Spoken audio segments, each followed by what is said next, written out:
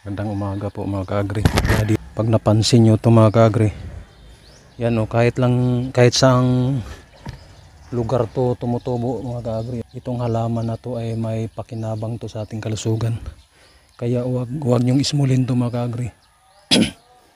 Yan o, katulad dito mga kaagri, hindi ko inano yan. Meron pa dito. Yan.